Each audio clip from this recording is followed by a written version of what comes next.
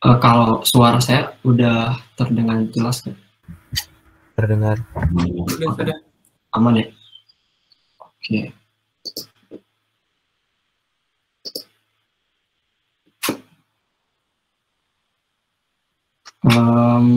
Oke, kita mulai ya teman-teman. Kali ini saya akan menjelaskan materi JavaScript dasar. Ini tuh slide-nya saya ambil dari Mas Eko Kurniawan Kanedi. Oke, jadi siapa sih Mas Eko? Dia tuh technical arsitek di Blibli sebenarnya. Terus dia juga punya YouTube namanya Programmer Zaman Now. Kalau teman-teman pengen tahu lebih lanjut bisa dicek. Ada di Telegram, YouTube, Instagram, email, dan sebagainya. Nah, terus sebenarnya sebelum belajar ke JavaScript, alangkah lebih baiknya gitu, teman-teman mengetahui apa itu HTML dan CSS. Ya sebenarnya sekedar basicnya aja gitu, apa itu HTML, apa itu CSS. Gitu. Nah, tapi pada kali ini kita nggak bakalan ngebahas HTML sama CSS. Nah, terus agenda yang akan kita pelajari ada pengenalan JavaScript, terus tipe data, variabel, percabangan, pengulangan, function, dan lain-lain. Mungkin untuk minggu sekarang, supaya materinya nggak terlalu banyak, kita akan pengenalan JavaScript terlebih dahulu. Oh iya, kalau nanti ada yang kurang jelas atau ada yang mau ditanyakan, boleh langsung aja ya teman-teman. Oke, kita mulai nih, pengenalan JavaScript. Ini sejarahnya. Jadi JavaScript atau yang sering disingkat itu JS. Ini pertama kali dibuatnya tahun 1995 oleh programmer dari Netscape. Namanya tuh Brandon H. Merupakan sebuah bahasa pemrograman scripting untuk belajar berjalan di Netscape Navigation Browser. Nah, terus sebelum bernama itu JavaScript, jadi nama awalnya tuh Mocha. Terus berubah jadi LiveScript, nah, terus akhirnya menjadi JavaScript. Oke, JavaScript ini dibuat agar halaman website yang sudah kita buat, yang tadi menggunakan HTML dan CSS, bisa lebih interaktif. Jadi, tambahannya gitu, dari HTML dan CSS, nanti ditambah lagi JavaScript buat lebih interaktif. Nah, terus JavaScript sekarang sudah ini mengalahkan Java Applet sama Flash di bahasa pemrograman untuk halaman web. Jadi dulu tuh kalau mau bikin web interaktif ada yang namanya tuh Java Applet sama Flash. Mungkin sekarang ya udah nggak terlalu populer lagi sih. Saya pun malah belum coba keduanya. Nah, terus kenapa sih JavaScript ini jadi lebih populer? Karena kemudahannya, terus si JavaScript ini udah default di semua browser. Gitu. Jadi kalau pakai Java Applet atau Adobe Flash Player, dia harus install dulu. Nah, kalau si JavaScript dia udah langsung ada di browser. Oke. Nah, sekarang ada JavaScript di server. Nah, pada awalnya JavaScript ini digunakan di sisi klien atau browser. Nah, namun akhir-akhir ini semenjak keluar teknologi yang namanya tuh Node.js, JavaScript ini bisa berjalan tanpa browser. Jadi yang tadinya nempel di browser nih, karena ada si Node.js, si browsernya pisah dan JavaScript itu dia bisa berjalan di sisi server. Nah, oleh karena itu, akhirnya JavaScript lebih dikenal dengan bahasa pemrograman full stack. Nah, yang dimaksud dengan full stack ini tuh bahasanya itu bisa digunakan di back-end dan juga front-end. Gitu. Nah, terus ada JavaScript dan HTML script. Nah, karena JavaScript sekarang hampir diadopsi oleh semua aplikasi browser. Nah, dibuatlah sebuah standarisasi yang bernama HTML script. Organisasi ini melakukan standarisasi SMA script di bawah SMA internasional. Terus standar. Nah, terus kode JavaScript ini kita bisa jalankan di semua browser karena browser mendukung JavaScript dan harus mengikuti standar ini. Nah, sekarang HTML script sama JavaScript itu sama. Jadi teman-teman nggak perlu pusing HTML script itu apa, JavaScript itu apa gitu ya. Sebenarnya sama-sama aja. Gitu. Nah, kalau mau cek lebih lanjut ada URL-nya htmlinternational.org. Nah, terus ini nih yang banyak orang-orang tuh salah kaprah. Ini JavaScript dan juga Java. Nah, sebagai programmer pemula sering salah nih membedakan JavaScript dan juga Java. Nah, ada yang ngira nih bahwa Java dan JavaScript itu adalah pemrograman yang sama, padahal berbeda gitu. Nah, jadi kan teman-teman sebelumnya udah belajar Java. Nah, sekarang ada yang namanya tuh JavaScript, walaupun ada nama Java-nya, tapi nggak ada unsur Java-Javanya gitu. Jadi bahasa pemrograman yang sangat berbeda gitu. Nah, tuh. Oke. Nah, kalau teman-teman pengen lanjut belajar Java yang kemarin, sebenarnya di YouTube-nya tuh udah ada itu video tutorial Java. Nah, terus peralatan development yang akan kita gunakan. Nah, kalau mau belajar JavaScript, kita tuh perlu nyiapin beberapa software gitu yang membantu buat development. Yang pertama ada browser. Ini tuh udah pasti karena kita akan ngejalanin si kode JavaScript-nya itu pakai browser. Nah, terus ada yang namanya tuh text editor atau Integrated Development Environment atau IDE. Ini digunakan buat kita ngedit si program JavaScript.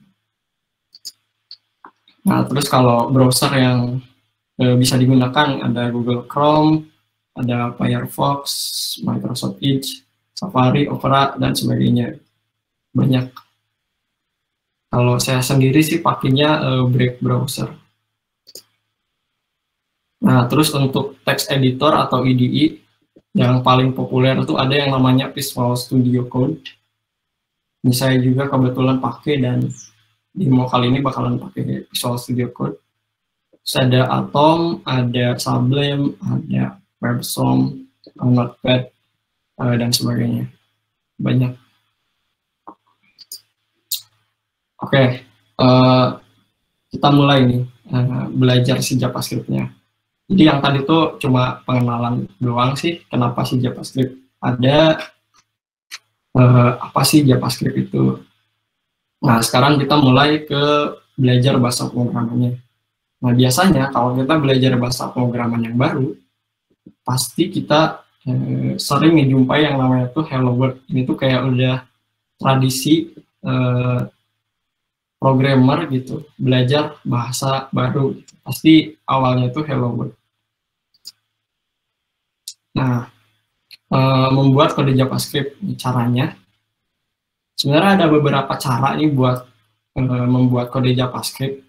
Yang pertama, kita bisa langsung masukin kode JavaScript di file HTML, atau juga kita bisa menggunakan file dengan ekstensinya .js. Nah, terus kita masukkan ke dalam file HTML.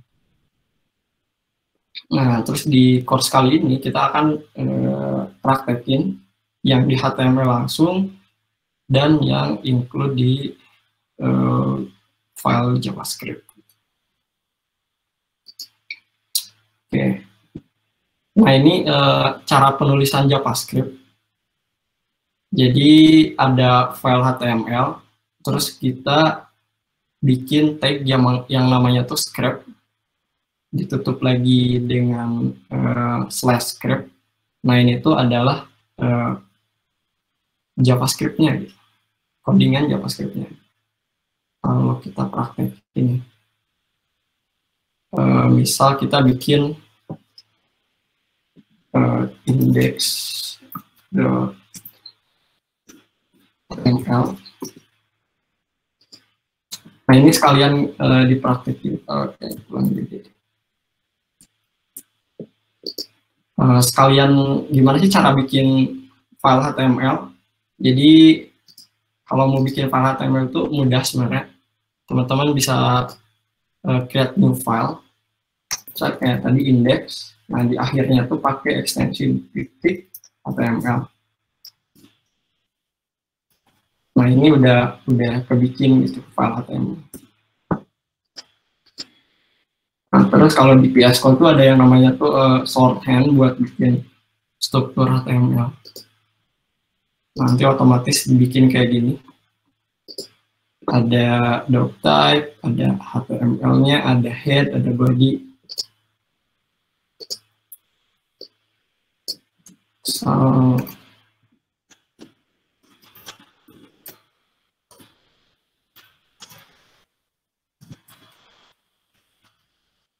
Ya, kalau ada yang mau ngikutin boleh sih. Ini kayaknya bakalan diperlambat kalau ada yang mau ngikutin. Ini yang head, terus yang body.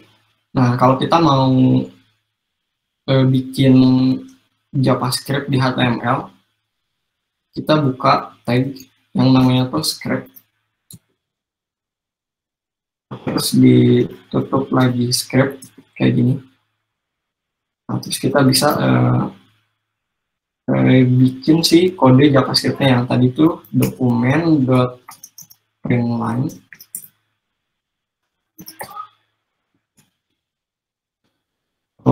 Soal gitu ya.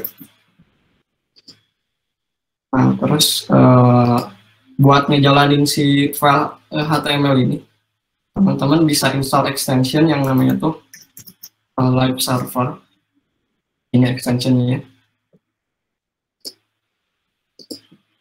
Kalau udah ke install, bisa diklik kanan. Terus ada nanti muncul open with live server. Ini diklik. Nanti dia akan buka browser baru. Tapi di sini kok nggak muncul ya.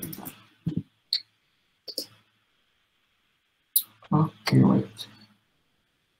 Sini deh, biar bisa kiri kanan.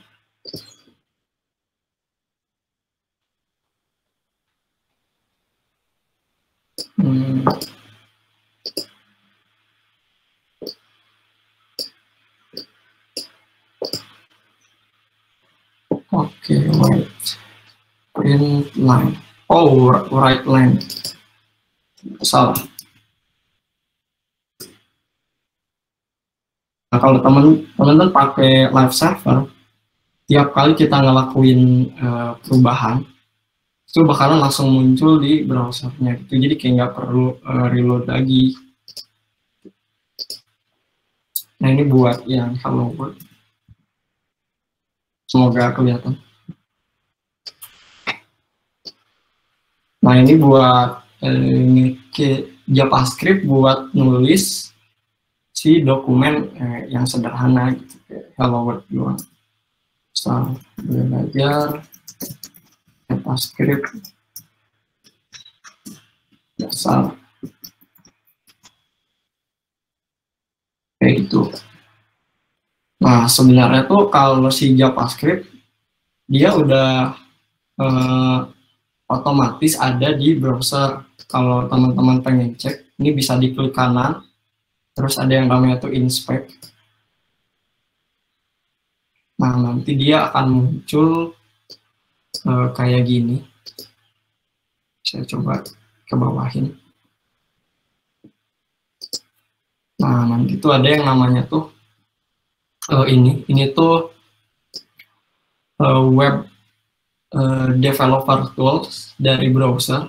Harusnya kalau browser-browser yang sekarang udah ada DevTools. Nah, sini ada yang namanya tuh Element. Nah, Element di sini tuh dia sama kayak HTML yang ada di sini. Ada doctype, ada kelihatan ya, takutnya kecilan. Nah, kayak gini. Ada yang doctype, ada yang head, ada yang meta yang tadi, ada body. Nah, ini tuh sebenarnya sama gitu. Jadi codingan yang kita dibikin di VS Code, kita jalanin di browser. Nah, terus ada yang namanya tuh konsol. Nah, sebenarnya kalau teman-teman belajar JavaScript, kebanyakan akan menemukan pakainya konsol gitu. Misal kayak gini. Kalau ini kan dokumen .writeline tuh kita nulis teks di HTML-nya gitu. Nah, ada juga yang pakai console.log. Misal kita belajar JavaScript dasar. Nah, jadi si belajar JavaScript dasarnya adanya tuh di konsol gitu. Jadi bukan di HTML-nya gitu, bukan di webnya gitu. Tapi dia ada di belakang gitu, di konsol. Nah, biasanya kita tuh pakai konsol ini tuh buat ngecek atau biasa dibilang tuh debugging gitu. Oke, kita oh iya, sebelum lanjut ke slide, ada yang mau ditanyakan nggak teman-teman? Atau ada yang mau ngikutin, terus tadi ada step by stepnya kurang jelas gitu.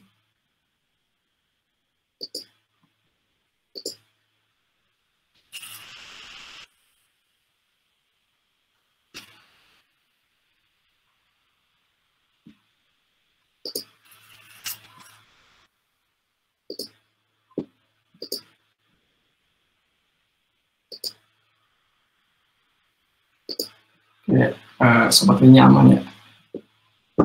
Oke, kita lanjut ke slide-nya lagi kalau begitu.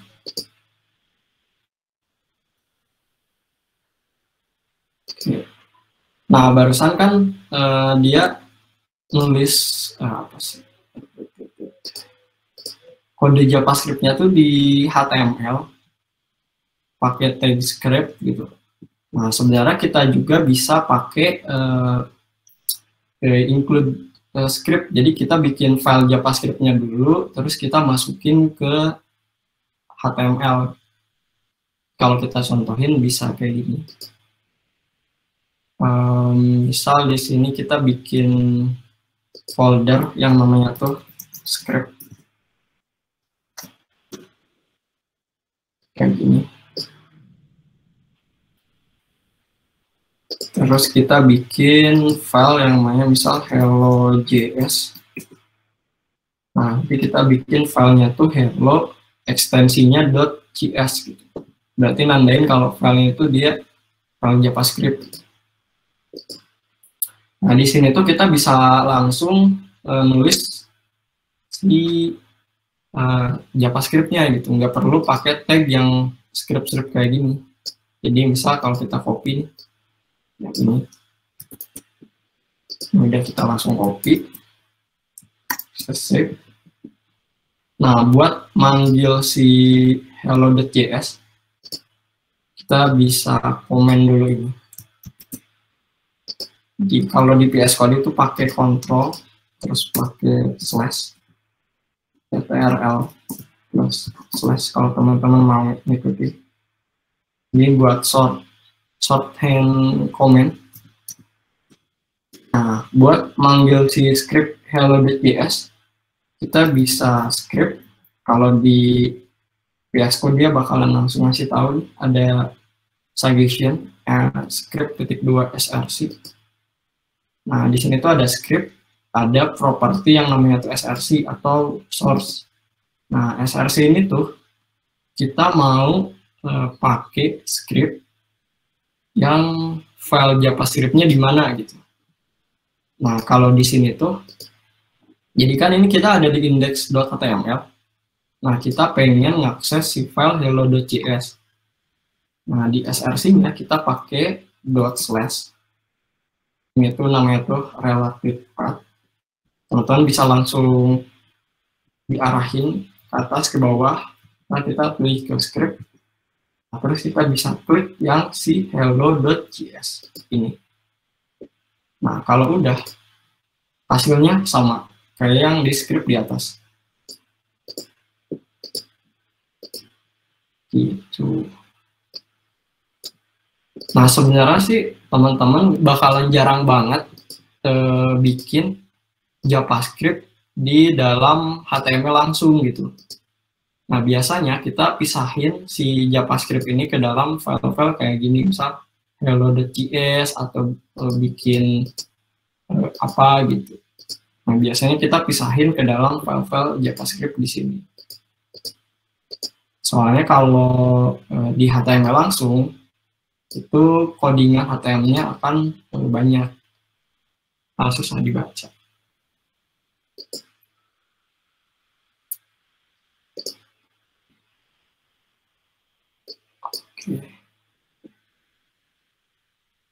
Oke, ini yang included script. Jadi ada dua cara nih buat running si JavaScript. Yang pertama ada pakai script langsung di HTML. Yang kedua kita bikin dulu file JavaScript-nya. Misal hello.js, terus kita panggil di HTML dengan script. Terus propertinya kita kasih src atau source. Terus kita kasih tahu letak source-nya di mana. Oke, nah ini penulisan di JavaScript. Nah, jadi kan misalnya teman-teman nih kelihatannya ada titik koma. Nah, JavaScript itu mirip seperti bahasa pemrograman yang lain, kayak C atau C++ atau Java. Nah, di mana setiap statement kode program kita perlu menambahkan titik koma. Jadi ini tuh bisa dibilang itu satu statement. Kayak gini, satu baris tuh bisa dibilang satu statement. Nah, kita bisa nambahin titik koma. Nah, namun di JavaScript, titik koma itu tidak wajib. Jadi, kita tuh bisa menambahkan titik koma, bisa juga tidak. Nah, tapi sangat disarankan kita tuh harus konsisten gitu. Jadi kalau mau pakai titik koma, ya kita pakai titik koma di semua tempat. Kalau enggak, ya kita enggak pakai semuanya gitu. Nah, kalau dari yang Mas Eko bilang, dia ngerekomendasiin kita pakainya titik koma. Sebenarnya ini tergantung preferensi teman-teman sih. Ada orang yang pengen pakai titik koma, ada juga yang nggak pakai. Sebenarnya sama aja. Nah, kalau nggak pakai titik koma nih, misal di hello.js, si codingnya tuh nggak bakalan error gitu. Jadi opsional aja. Tapi kalau mau lebih rapi, biasanya pada pakai titik koma. Oke, ini pengenalan JavaScript-nya udah. Bikin teks sederhana. Nah, terus kita lanjut ke, oh ya, sebelum masuk ke materi selanjutnya yang udah disampaikan, apakah ada yang ingin ditanyakan dulu sebelumnya, teman-teman?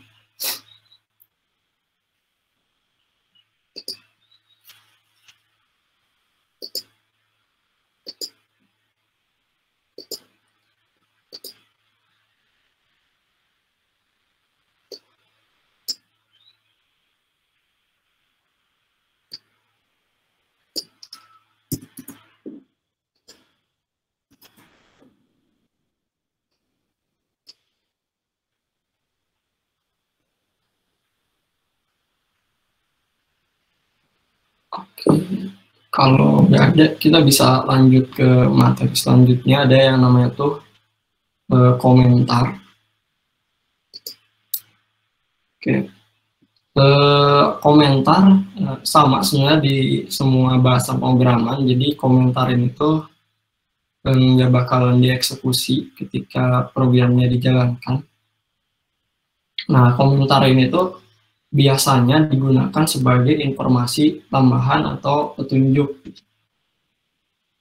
Nah, di JavaScript kita juga bisa nambahin si komentar. Nah, kalau di JavaScript, kalau kita mau bikin komentar satu baris, kita harus pakai slash. Slashnya ada 2. Misal komentar satu baris. Nah, kalau mau komentarnya lebih dari satu baris, teman-teman bisa pakai slash, bintang, nah, terus diisi dengan komentarnya. Terus di bawahnya juga harus ditutup dengan slash, bintang, terus slash.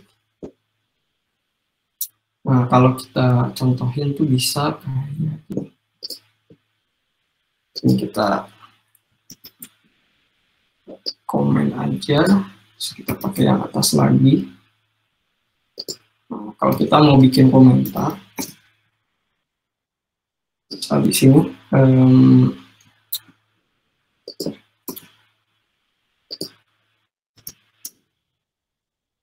saya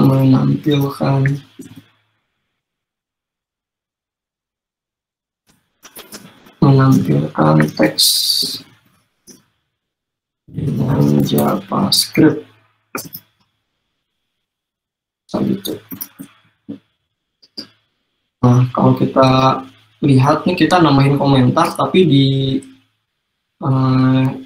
hasilnya tuh nggak ada gitu. Jadi dia cuma teks biasa aja gitu, nggak bakalan dieksekusi sama si JavaScript. Nah, kalau mau lebih dari 2 baris, teman-teman bisa pakai kutip. Bentar, saya matiin dulu deh GitHub Copilot-nya.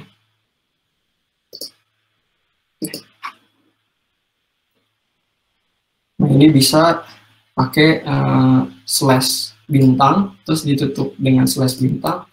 Nah, di tengah-tengahnya kita bisa ngisi si komentar ini. Ini bisa lebih dari 1 baris. Misal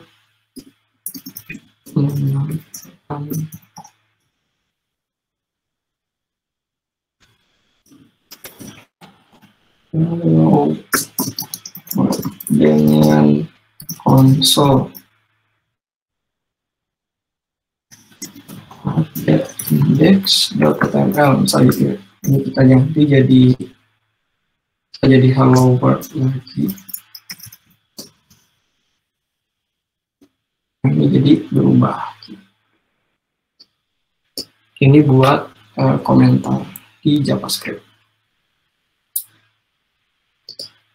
Oke. Sebelum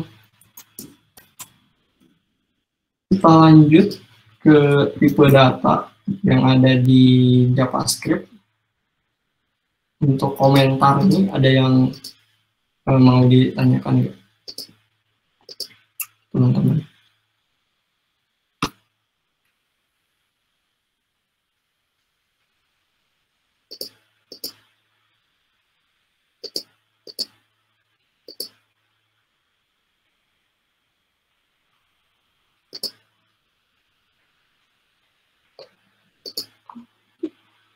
Sih kalau mau.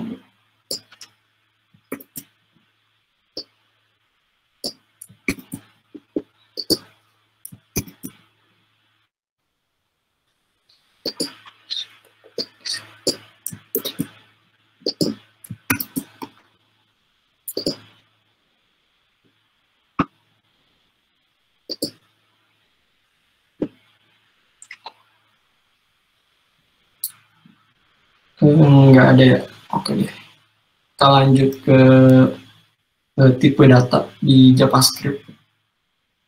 Jadi kalau di bahasa pemrograman yang lain kayak Python, Java yang kemarin, nah mereka punya tipe data.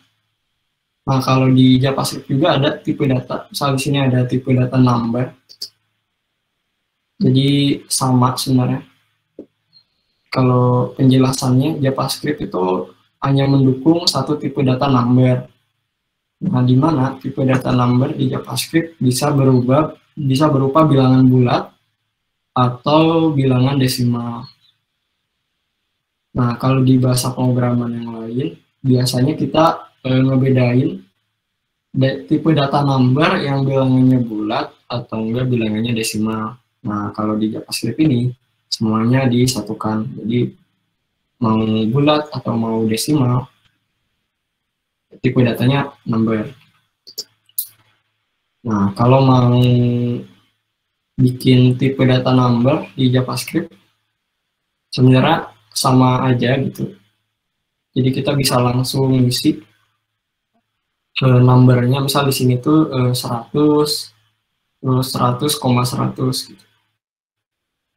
Nah, mungkin kalau teman-teman yang belum belajar HTML, si tag BR ini tuh apa maksudnya sih? Nah, kalau di HTML itu tag BR ini tuh buat break gitu, buat ngasih garis baru gitu. Nah, kalau kita bisa sih kita contohin di sini. Ini kita komen dulu bisa. Kita bikin section baru, misal ini matiin lagi deh compilernya.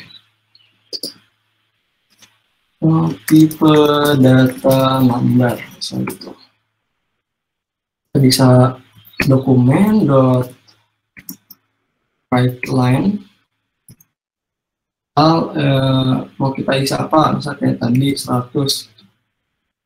Nah, ini bakalan otomatis muncul gitu. Kalau mau dokumen dot write line lagi, 100,10 misalnya gitu. Nah, ini cuma munculnya tuh 1, karena kalau 0 tuh di belakang dia nggak bakalan dimunculin, karena kan tipe datanya number gitu. Kalau bukan 0 dia bakalan muncul. Nah, ini kan dia satu. Jadi kalau di HTML tuh kalau kita nggak bikin tag penutup atau tag pembuka, dia bakalan jadi satu baris gitu. Kayak ini nih 100, 101 sama 100,100.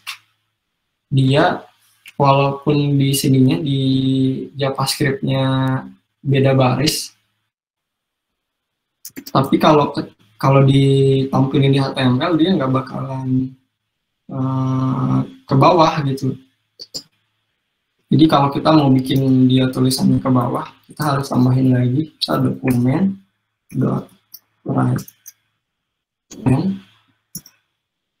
Jadi kita kasih, nah ini sebenarnya udah tipe data string atau tulisan.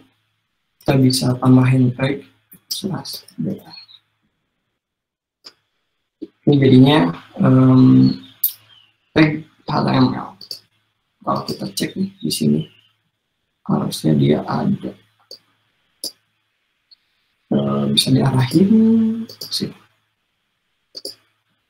Nah, dia ada ini 100 BR 101 gitu.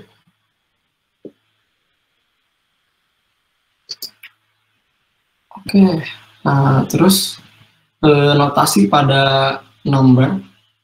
Nah, di JavaScript kita bisa bisa mendukung beberapa notasi, tapi di defaultnya si JavaScript ini dia basisnya 10 atau desimal. Nah, sebenarnya dia juga bisa mendukung binary, hexadecimal, hingga oktal. Tapi jujur aja saya jarang pakai kayak gini. Jarang pakai hexadecimal, binary, atau oktal di JavaScript. Oke. Tadi ya tipe data number.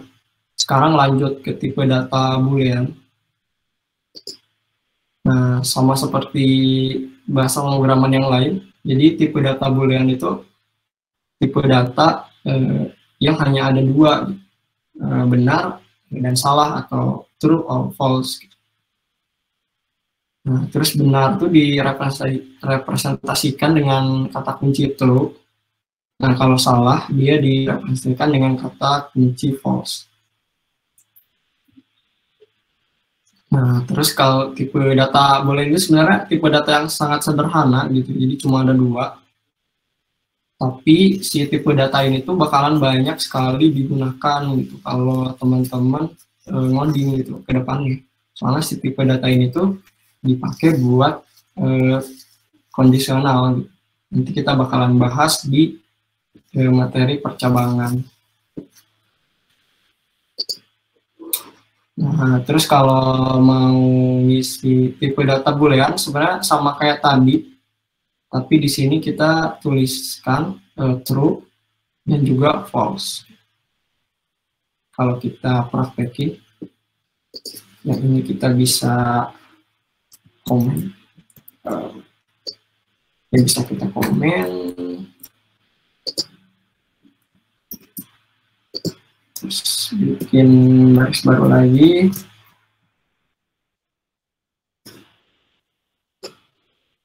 Tipe data boolean. Bisa pakai dokumen. Sebenarnya bisa nggak kopas dari sini sih. Kalau males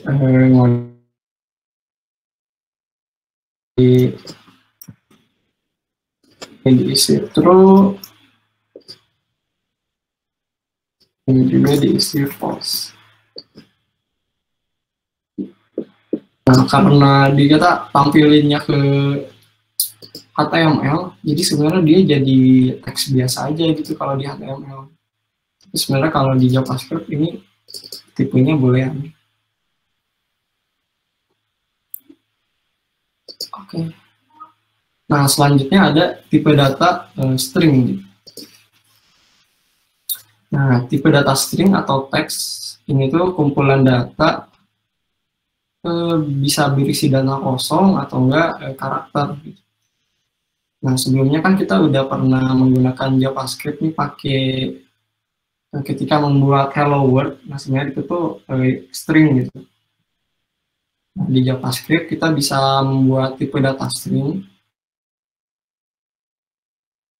Tipe data string itu sebenarnya ada 3 cara gitu.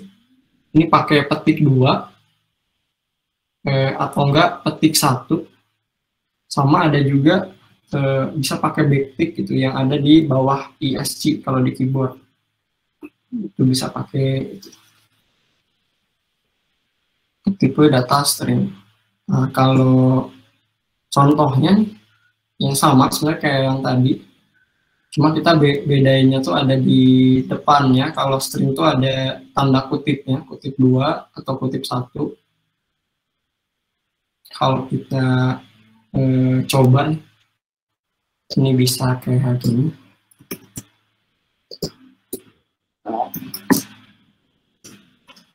Tipe data string. Ini bisa kita kopas lagi.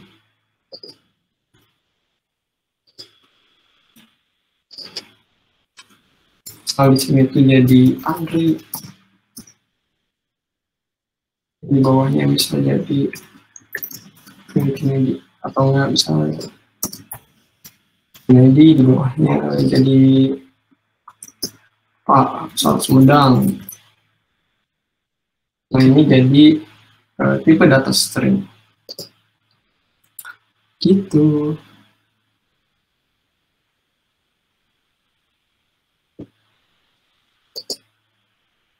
Nah, terus kalau kita mau ngegabungin string, jadi string ditambah string, kita bisa pakai operator yang namanya plus, tambah, pakai tanda tambah. Jadi contohnya kayak gini. Misal kita mau pisahin yang si Andri ini dengan Junedi. Jadi kita ada Andri dulu, terus kita bisa pakai operator plus, terus dilanjut dengan string lagi, misal Nah ini kan jadinya ngerempet gitu. Di depannya bisa pakai spasi. Ini buat ngegabungin string. Ini cara mudahnya. Sebenarnya ada berbagai cara. Nanti mungkin bisa dibahas. Oke, ini untuk tipe data string. Nah, terus ini ada spesial apa sih escape sequence. Jadi di JavaScript itu dia bisa ngedukung escape sequence di string gitu. Jadi ini kayak karakter-karakter khusus kayak enter, kayak tab, kutip dua. Nah kan karena si kutip dua ini jadi tanda buat bikin string. Nah kita bisa pakai karakter khusus buat si kutip dua. Nah, misal di sini tuh ada slash n ini buat enter, slash t buat tab, slash kutip satu ini buat kutip satu, kutip dua buat kutip dua, semua yang slash ini bisa jadi slash. Nah misal ini contohnya. Oke. Misal kayak gini. Kan tadi itu kita pakainya BR ya. Nah, sebenarnya di sini tuh kita bisa pakai enter gitu. Slash n. Dia bakalan enter harusnya. Kok enggak? Pokoknya harus ini.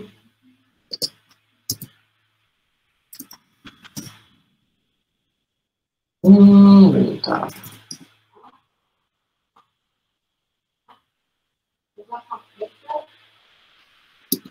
Wait, sebentar.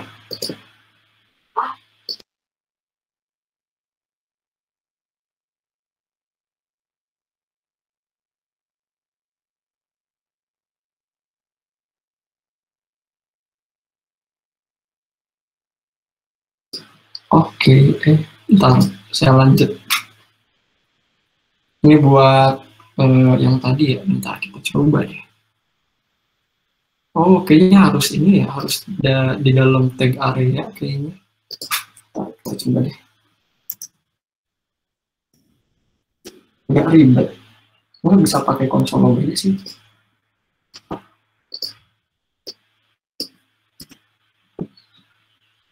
Pakai konsol aja deh.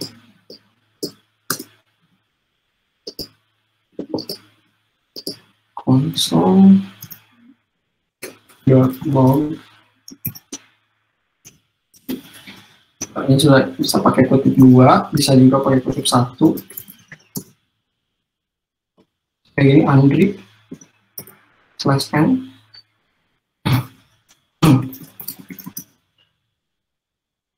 Junedi. Nah, dia jadi ke bawah gitu. Terus kalau mau entarnya 2 lagi Sumedang gitu. Dia jadi baris gitu. Kalau mau kasih tab misalnya bisa juga tab. Itu sih sebenarnya lebih enak di konsol, cuma ya nggak familiar mungkin agak susah. Ini buat tipe data string.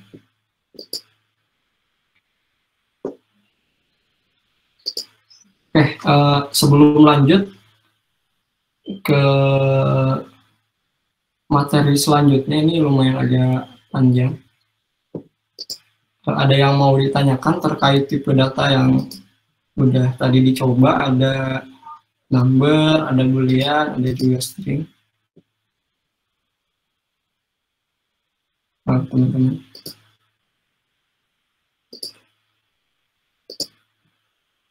Saya coba stop share sebentar.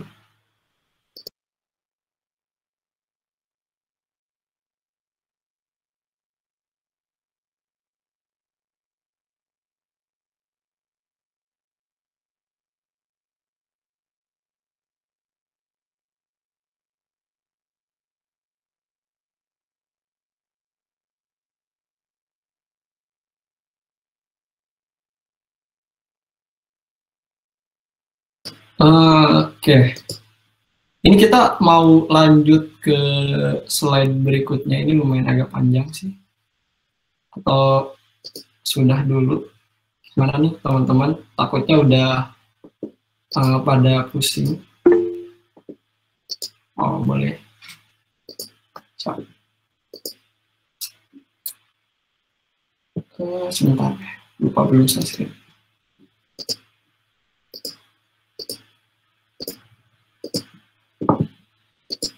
Oke, kita lanjut ke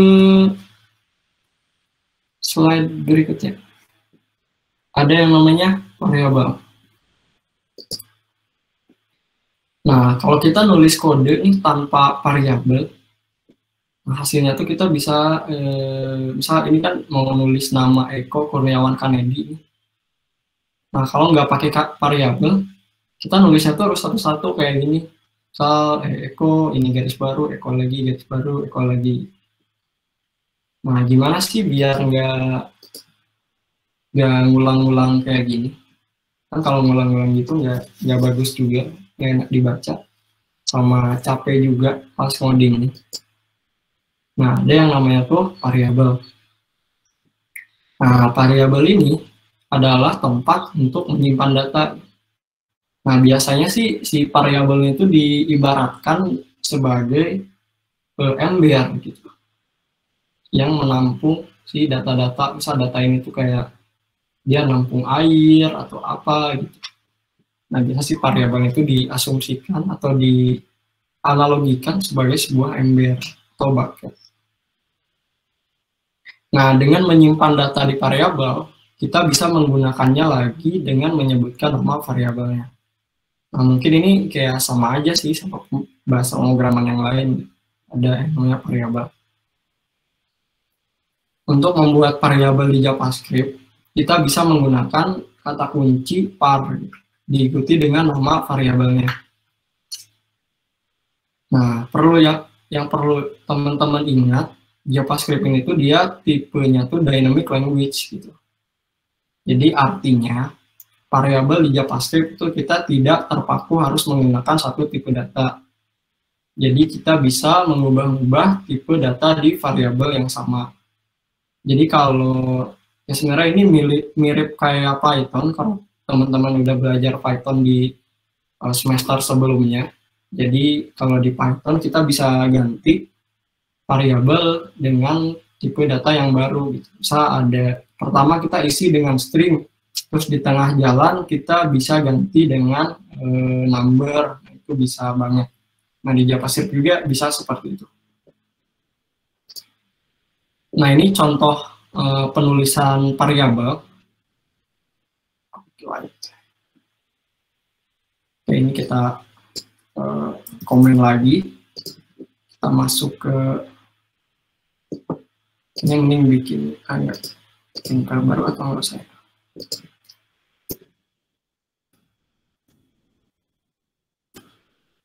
Oke. Kita masuk ke ini, mending dipisahin aja. Variable.js.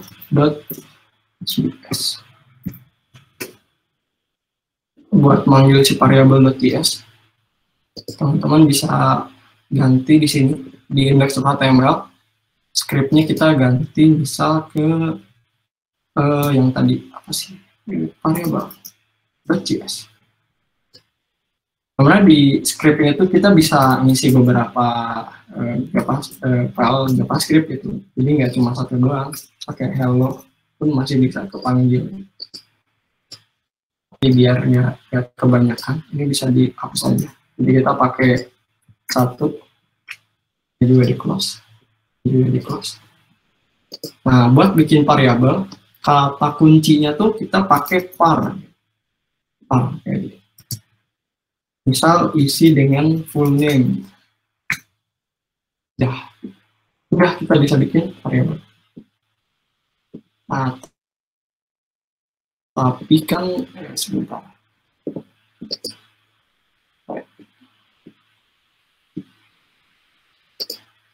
Nah, tapi kan si variabel ini belum ada isinya gitu. Jadi kayak kita cuma bikin variabel doang. Nah, cara buat ngubah value di variabel. Nah, setelah variabel dideklarasikan, kita bisa mengubah value atau nilai di dalam variabel tersebut. Untuk mengubahnya, kita bisa menggunakan nama variabel diikuti dengan tanda sama dengan, lalu diikuti dengan value atau nilai yang ingin kita masukkan. Nah, misal kalau contohnya itu di sini, harusnya di sini ada contohnya sih. Nah, jadi kayak gini.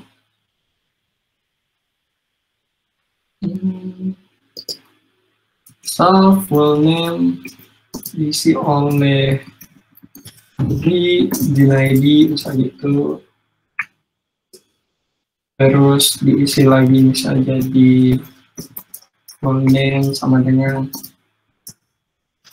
Diki Rahman misalnya gitu. Ini nilainya kita bisa langsung isi gitu. Ini buat isi variabel. Nah, sebenarnya di variabel itu kita bisa bikin langsung dengan value. Nah, caranya di JavaScript kita mendeklarasiinnya tuh masih menggunakan kata kunci var, tapi diikuti dengan nama variabel lalu dengan tanda sama dengan, terus diikuti lagi dengan value atau nilainya. Kayaknya ini penjelasannya agak ribet. Kalau kita contohin itu bisa simpel sebenarnya. Kan di sini kita punya variabel full name nih. Nah, kita bisa langsung isi si full name dengan nama. Saya itu Andri Junaidi. Nah, ini kita bisa sekaligus gitu mendeklarasiin si variabelnya, variabel full name diisi dengan value Andri Junaidi.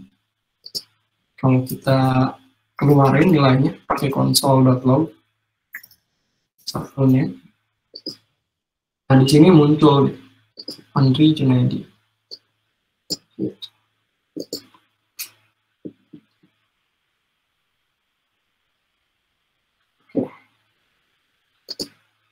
Nah, ini yang tadi. Kalau di sini dicontohinnya tuh ada 3 variabel. Soalnya kita bisa ikutin nih. Jadi, misal kita bikin var first name.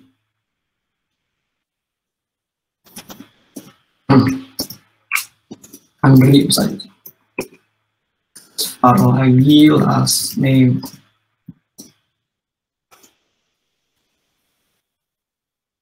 Nah, kalau kita mau gabungin nih bisa pakai bikin variabel baru, misal var full name sama dengan first name ditambah last name. Nah, tapi kan ini ngedempet ya tulisannya. Kalau teman-teman lihat. Nah, kita bisa tambahin lagi di sini string kosong spasi. Nah, jadi kayak jadi rapi gitu. Ini buat bikin variabel pakai var. Nah, yang tadi kan sebenarnya sih ini caranya udah disebutin ya tadi ya. Ini mengakses variabel, cara mengakses variabel. Nah, ini salah satu keuntungan kalau kita menggunakan variabel. Jadi variabel ini bisa digunakan kembali. Dan hal ini mempermudah ketika kita membutuhkan yang sama berkali-kali. Nah, untuk mengakses variabel kita cukup menyebutkan nama variabelnya. Jadi kalau di sini kita bisa langsung pakai si nama variabelnya, misal full name. Nah, kalau di sini bisa juga pakai dokumen, kita pakai konsol aja deh, biar lebih mudah. First name bisa juga diisi last name. Nah, jadi kita bisa akses di variabel-variabel yang di atas ini. Ada first name, ada last name, ada full name. Nah, ada lagi yang namanya tuh kata kunci atau keywordnya tuh let sama cons. Nah, sebelum tahun 2015, kata kunci atau keyword untuk membuat variabel hanya bisa menggunakan kata kunci var. Nah, namun sejak 2015 atau versi SMA scriptnya 2015, diperkenalkan kata kunci baru untuk membuat variabel, yaitu lets dan juga cons. Nah, JavaScript sendiri sekarang ini tidak direkomendasikan lagi kita menggunakan kata kunci var untuk membuat variabel. Namun, ya var yang tadi kita bisa ganti dengan let. Nah, alasannya itu karena ada beberapa masalah dari desain awal let. Mungkin kita bisa bahas ini di chapter tersendiri. Sebenarnya saya juga ada slide yang menjelaskan kenapa kita nggak boleh menggunakan si var lagi. Nah, sebenarnya sih sama aja gitu kalau mau pakai let. Jadi kita bisa tinggal ganti aja gitu yang tadinya pakai var di sini. Teman-teman bisa langsung aja ganti pakai let gitu. Dan ini variabelnya sama aja gitu, nggak ada yang berubah sama sekali. Jadi daripada pakai var, teman-teman langsung aja ganti jadi let. Gitu. Itu best practice-nya sih kalau untuk saat ini. Nah, terus ada yang selanjutnya kata kunci cons. Nah, kalau kata kunci itu seperti kata kunci var, di mana variabel tersebut bisa diubah-ubah sesuka kita. Jadi kalau kita, ini bisa dicontohin dulu nih. Misal kalau si last name ini kita bisa ganti sebenarnya. Misal last name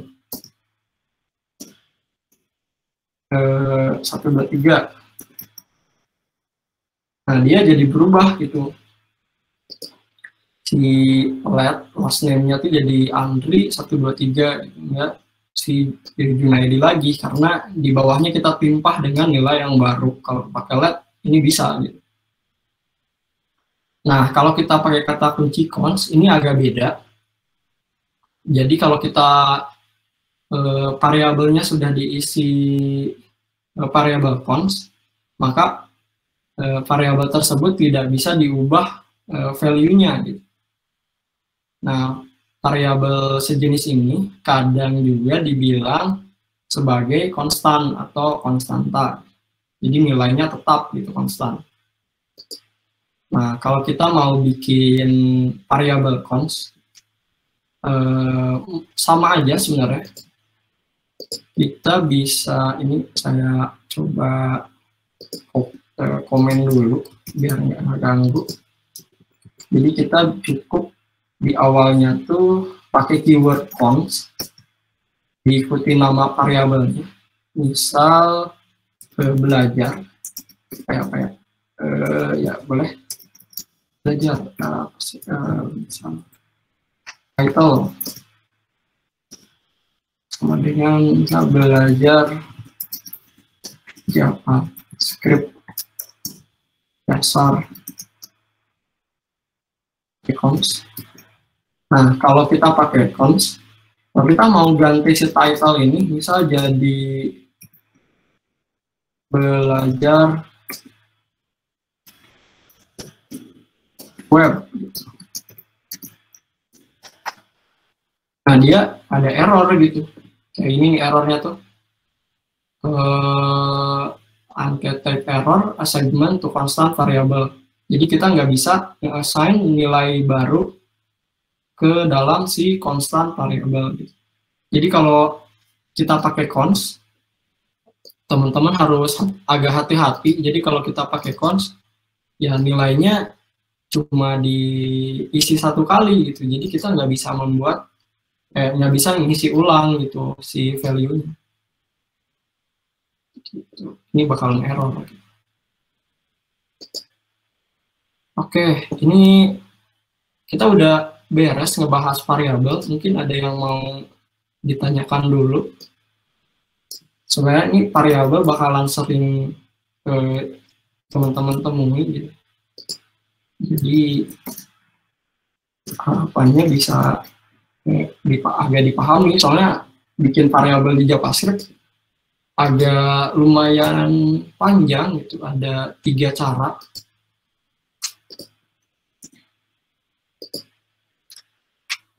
Ada yang mau ditanyakan sebelumnya, teman-teman?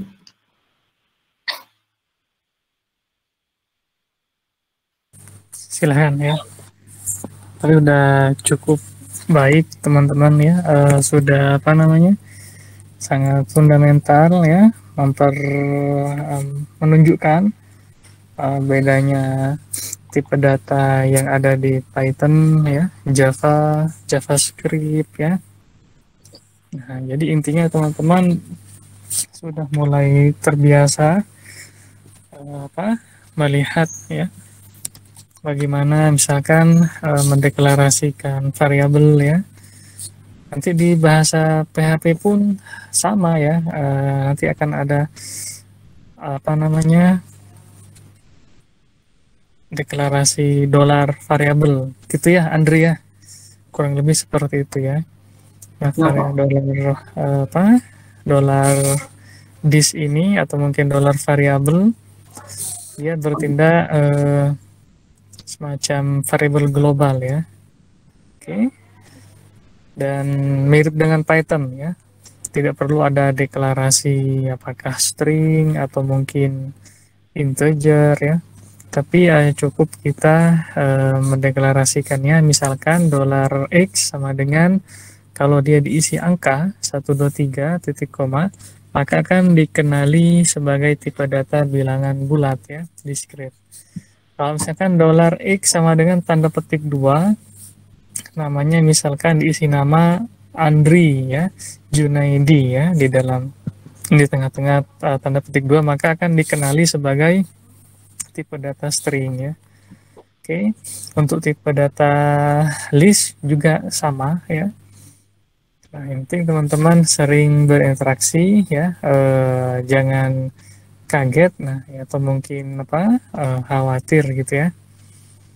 Semua materi ada ya, baik dipresentasikan atau didiskusikan, bahkan dipraktekkan di perkuliahan, atau mungkin sudah ada di literasi ya, di literatur di referensi yang bisa kita akses, entah Web3 School atau mungkin Adverbs in PHP ya, JavaScript ya, Python, semuanya ada ya, banyak. Oke. Penting mengetahui dulu ya, kalau kemarin di Java Programming, Java SE, kita mempelajari array list ya, dan bahkan kita mempelajari juga bagaimana membentuk ya tipe data array list versi sendiri ya, tidak menggunakan dari java.util array list ya, tapi kita membuat sendiri.